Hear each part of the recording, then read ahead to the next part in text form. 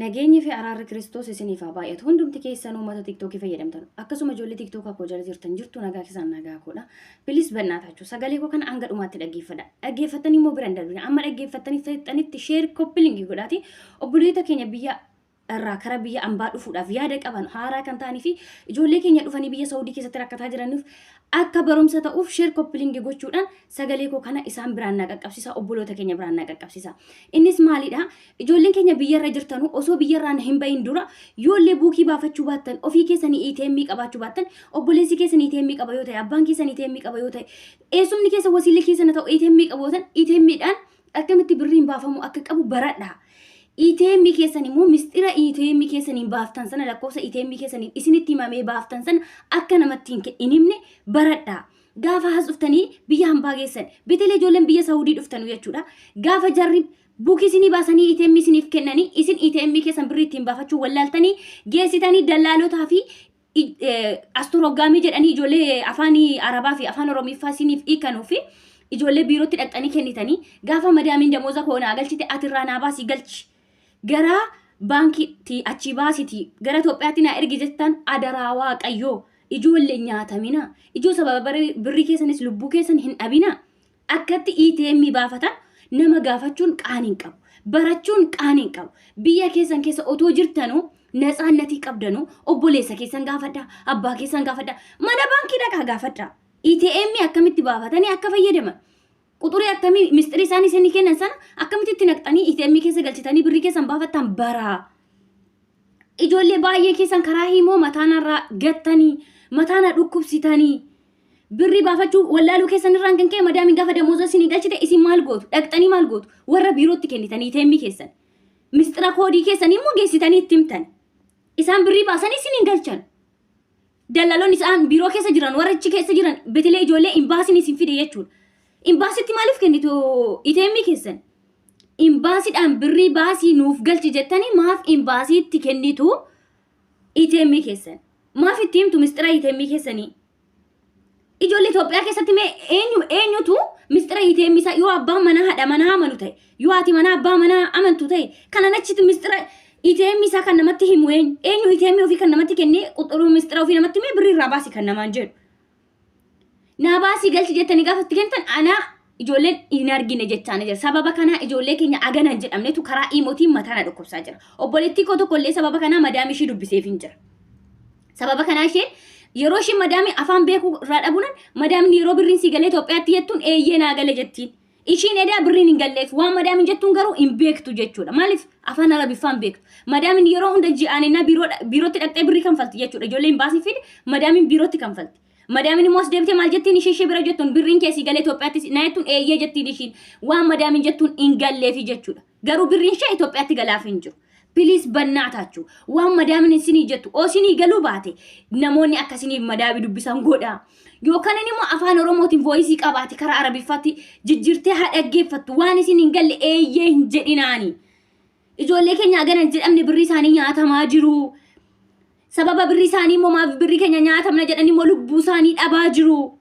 Dallaalonni kana dura isinitti mee isin nyaatu malee isin hin guddisan warri biiroo isin nyaatu malee isin hin guddisan isin hin jechaan jira. Betelee ijoolleen Saawudii dhuftanu buukii baafattanii kaatanii ATM irratti birriin isinii gala jechuudha. Biyya Saawudiitti seerri mootummaan baasii kanaadha.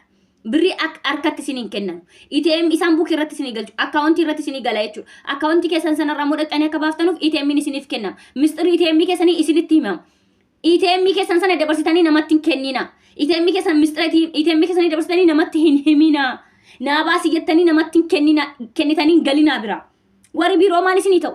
Betelee Itoophiyaawii asturoggaamiin warri afaan toroggomaanu biiroo keessa dhaabbatanii maal isinii ta'u? Isin nyaachuudhaaf achi keessa dhaabbatu malee bannaataችሁ. Amma akkuma argitan Raamadaanii dhufaa jira. Qophii Raamadaanaa ni beektan. Gaafa Raamadaanii dhufe wanta hojjetamu waa baay'ee jira. Kanaaf sammuun kiyya waa baay'ee yaada waan ta'eef keessaan garaa immoo isin gargaaree hin danda'u. Nama tokko miti nama lamaa miti itti himee hin danda'u. ATM akka itti fayyadaman otoo biyyarra jirtanu baradhaa. Obboleessa keessan gaafadhaa. Yoo obboleessa dhabdan eessuma gaafadhaa. Yoo eessuma dhabdan akka ijoollee namni barate meeqaa jira. Ormas gaafadhaa. ATM akka itti xaqqamaman maal rakkoo qaba. Mana baankii deemaatii gaafadhaa. Biyya keessan keessa soo jirtanu akka nama beekuutti xaxxi jettanii dhuftanii gaafa biyya namaa keessa dhuftan maaliif nyaatamtu? Maaliif rakkattu? Maaf boossu? Maaf namaaf hojjettu? Ji'a 6 guutuu, ji'a 8 guutuu madaamin isheen birootti kanfaltii ati ATM keessanitti kennitanii galtanii isaan baasanii isin galchan ofiif baasanii irraa fayyadamu. Eenyudhaaf dadhabdu ishii? Edda kana ofiin taane eenyudhaaf dadhabdu? Yoo akkaataatti baafatan wallaaltan madaamii keessanitti himadhaa. Nageessin akka agarsiisa akka ittiin baafadhu jedhaanii ofii keessaniin baasa. Madaamin eegada mallaan jetti maaf natti himatini? Amma ATM akkaataatti baasan oo wallaalte maaf natti himini? Anuu nan barsiisa, anuu nan baasa fi maaf itti kennite? Innaan immoo ani birriin kee Itoophiyaatti sii galee jedhuun eeyyee naan jetti. Kanaafuu maaliif eeyyee jettuun? Otoo birriin keessan Itoophiyaatti siin hin galin eeyyee maaf jettuuni? Ishiinis ikkoo imbaasii biraannaa siin fudhattu birrii 2500 biiroodhaa kaffalti. Imbaasiin garuu meeqa isinii kanfala? Birrii 1000 isinii kanfala. Hojii kan hojjetu sa'aatii 24 eenyu isin? Birrii kan nyaatu eenyu? Imbaasii. Eenyudhaaf dadhabdu qoy? Waan nyaatan dhabdanii biyyarraa baatanii qoy? Moo bakka ruuziidhum jalaa bichaa nyaattanii sa'aatii 24 hojii sa'aatii 24 yoo hojjettu halkanii guyyaa birrii keessan garuu kan nyaatu imbaasii fi dallaaladha. Ishiin qoy yoomum nama taatan. Maaf nu gubduu ijoo maaf nu gubdu? Biyyarraa bahu dursa waan biyyarraa baataniif beekaayii. Yoo nama immoo sin gargaaru dhabde please bannaataachuu iddoo sin tolfaatetti imbaasii kassasaa. Imbaasii san keessa namoota birrii keessan isin nyaatanuu fi dallaala birrii keessan nyaatu poolisoota himaatii poolisoota qabsiisaa. Amma yoomitti nyaatamtu? Amma yoomitti nyaatamtu? Edda madaamiin keessan damooza keessan ATM irra isin galchite harka keessan hin geessitanii ATM keessan hoodhu.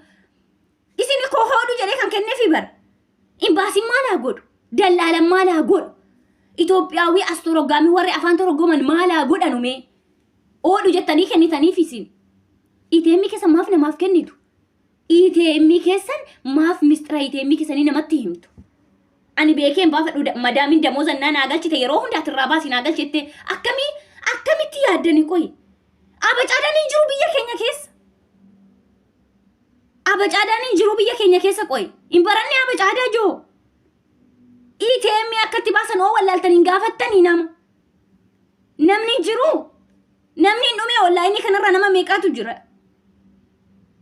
Firan qabdanii inna biyyarraa baatan.